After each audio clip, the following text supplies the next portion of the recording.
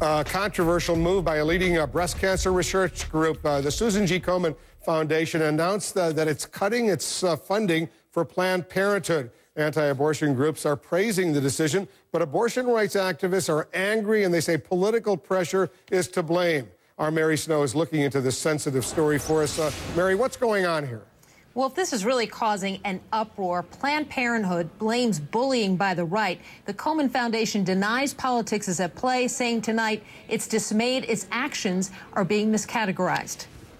Way to go, girl. With races like this around the country and with the support of major sporting events, the Susan G. Komen Foundation has raised close to $2 billion to fight breast cancer. But a group that normally wins praise is now under fire for cutting funds to Planned Parenthood, funds used for breast exams. The foundation's Facebook is being swamped with furious messages. This woman writes, "The money I was going to give you is now going to a nonprofit that actually cares about women's health. Shame on you." Another post, "For women like myself without health insurance, Planned Parenthood is a lifeline. Tell me how your political decision serves women like myself."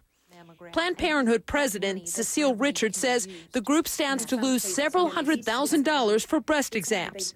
What was the reason you were given? They kept raising the fact that there was this political investigation in Congress. There's a Republican-led congressional investigation into Planned Parenthood's compliance with federal restrictions on funding abortions. The foundation declined our request for an interview. Nancy Brinker founded the group in 1982 after her sister died of breast cancer. Brinker served in the George W. Bush administration as U.S. ambassador to Hungary and as chief of protocol. In a statement, the foundation says it's implemented more stringent eligibility standards to safeguard donor dollars, adding it wants to be absolutely clear that our grant-making decisions are not about politics. But Richards argues otherwise. I think really what this is a result of is this very ugly and aggressive campaign by right-wing organizations to bully the Komen Foundation and keep them from working with Planned Parenthood. The Komen Foundation has been targeted by anti-abortion groups. The Lifeway Christian Resources, for one, pulled its cancer awareness Bible that raised money for the charity because of ties to Planned Parenthood. The Christian publisher now says, "We are very grateful Susan G. Komen for the Cure will no longer fund Planned Parenthood affiliates." There are also questions about Karen Handel, who joined the foundation in 2011 as senior vice president for public policy. She ran as a Republican candidate for governor in 2010, and during her failed bid, talked about cutting state aid to Planned Parenthood. I just want to stress again, the Susan G. Komen Foundation did not respond to specific questions. Now, more than 4,000 people have weighed in on the charity's Facebook page.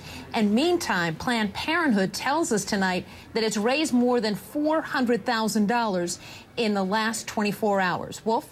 But you're hearing a lot of the supporters of the Susan G. Komen Foundation that they're angry right now because of this decision, and they're threatening to cut off their aid, their funding, charitable contributions to the organization. That's what's going on as a result of this decision?